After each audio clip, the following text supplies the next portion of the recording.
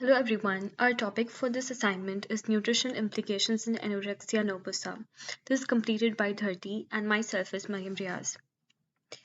Today we are going to discuss about the topic anorexia nervosa. What is anorexia nervosa? It is a disorder that relates to the loss of appetite. People who experience this disorder purposefully neglect the consumption of food. So this disease have a lot of mental effects and it does not have a lot of physical damage. In this disease, people usually try to avoid the consumption of food, and in this article we have mainly focused on how a diet therapy and a proper management of this disease can be used to treat or overcome this disorder. Now let us discuss about how anorexia affects our whole body. So anorexia have a damaging effect on every organ of the body, like brain and nerves, which results in the fear of gaining weight, sad, moody, irritable, bad memory. It also affects hair, heart, blood, muscles and joints, kidneys, body fluids, intestine, hormones, and skin. Now let us discuss on how anorexia is have consequences and what are the symptoms and reasons behind it. So the symptoms of anorexia are dizziness, faster weight loss, fear of excess weight, constant feeling of cold, small meals, artificially induced vomiting after eating, no menstruation, sleep disorders. The consequences of these symptoms are that it results in hair loss, problems with heart, constipation, infertility, stomach ulcer, muscle fiber breakdown. So there are various reasons why anorexia is caused. It could be heredity, drug addiction, alcoholism, mental disorder, depression, gastrointestinal tract diseases. So there are two type of anorexia patients. Usually the one which have a restricting type are the one who have a fear of weight gain and they try to lose excess weight by exercise and dieting. The binge eating and purging type are the individuals who also do dieting and exercise for a longer period of time and later get involved in binge eating and purging. So these type of patients usually try to lose weight by performing activities like dieting or exercise, and later on they try to binge eat on purging, which could result in a higher weight gain. That's all for my part, and from now 30 will continue. So, as Mariam said, this disease is more towards the mental health perspective rather than the physical health, because the ones on the restricting type of anorectics have problem consuming food, since it causes them to feel tremendous anxiousness rather than enjoyment or satisfaction of eating. So their diet includes healthier options, which meals are either low on kilocalories or fats, and which are insufficient for their daily energy requirements, fatty acids, and amino acid requirements due to their weight gain related concerns. And as restricted diet has been associated with poor outcome always, inappropriate eating behavior which frequently persists even in individuals who have had their weight regained. Clinically, it appears that anorexia nervosa person develop hypermetabolism during their weight gain, necessitating a higher calorie consumption to maintain a healthy weight recovery. Then comes the American Psychiatric Association guidelines for treatment of anorexia nervosa. Three guidelines were laid out for people suffering from AN. The first one was people who are in the need of nutrients and weight gain should develop their individual goals on weekly basis. They should set up new goals for themselves each week and address what is missing at the end of the week so that they can develop new goals from starting the next week. Then people with anorexia nervosa receive treatment with eating disorder focused psychotherapy and should entail regaining weight, resolving psychological elements of this condition, and normalizing feeding and weight management practices.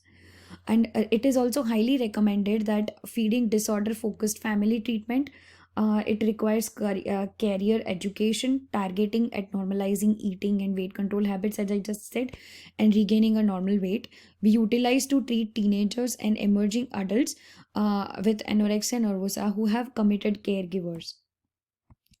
Then comes the NICE guidelines, the National Institute for Clinical Excellence guideline treatment for the treatment of anorexia nervosa. So according to this guideline, this guideline basically involves three therapies. However, a general outline of this guideline is that it is basically this guideline entails on maintaining a transparency between the patient and the caregiver. It provides education to the patient about the disorder, keep a regular track of their weight, their demographics, physical and mental status, provide appropriate health information to the family or their caretakers. And while treating this disorder, one should always be aware of the fact that weight gain is only the ultimate goal. And according to this guideline, they suggest not to prescribe only medications, but they more focus on giving a dietary intervention to the patient. Three therapies, as I just said. The first one is individual eating disorder focused cognitive behavioral therapy. Second one is the mantra therapy, and third one is the specialist supportive clinical management therapy. So, starting with the first therapy, the CBT program for adults, it is a 40-week program involving over 40 sessions, spreading more sessions in the first 2 to 3 weeks and then going lightly over the rest of the sessions. This sessions more focus on nutrition, addressing the nutritional needs, their cognitive restructuring, improving their mood and social status, their social skill, body image concerns, self-esteem, and relapse its prevention. If this therapy doesn't work, then there is the mantra therapy, which is a shorter therapy. It involves 20 sessions and focus on the mantra workbook, helping the patient to develop a non-anorexic identity.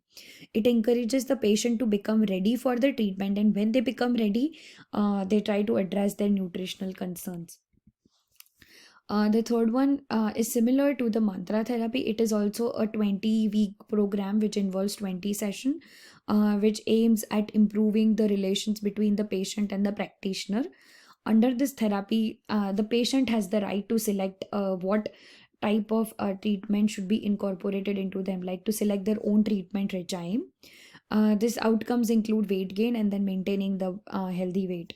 However, if none of this theory works, there is one FPT theory, the eating disorder focused focal psychodynamic theory, which is also a 40-session theory, and it aids at developing a personal treatment regime for the patient and addresses each of their symptoms.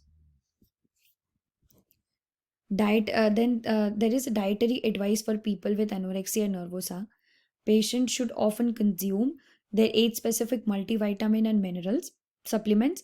Provide dietary advice only with the comprehensive therapy. Whenever developing a dietary plan for children or mentally unstable patient, their family members should be taken into account because they are closely aware of their needs and their food choices. To assist them in meeting their nutritional requirement for growth and development, and provide additional diet recommendations to the kids' families, because kids cannot themselves address their nutritional requirements. Then coming to the nutritional intake, we went through a article which examined a certain groups of people. The two groups which Mariam just talked about, the restricting type and the purging or the binge eating type, and they found out that the restricting type require more calories compared to the other one. And by expanding the diversity of food, we can there are higher chances that we can refill the macro and micronutrients which are needed, which are lacking in their body. However, it should be kept in mind that they laid out certain quantities of vitamins, like for example 110 to 140 grams of carbohydrates, 15 to 20 grams of essential fatty acids, and 1 gram of protein per kilogram of body weight, which are the daily micronutrient requirements for a healthy body weight. And RDAs for vitamins and mineral differ for each person depending on their age and sex. However, it is highly encouraged that patient consume a calorie dense diet which has high biological value, which includes food like wheat, casein, egg whites, along with a high protein source food items like tofu for fulfilling their protein requirements, especially for the ones who prefer a vegetarian diet. However, leaving the other nutrients aside, fat intake is always a matter of concern because anorectics always refrain from taking fat, and this leads to a depletion of an alteration in the lipid function and depletion of the lipids in the body, which account for essential body functions.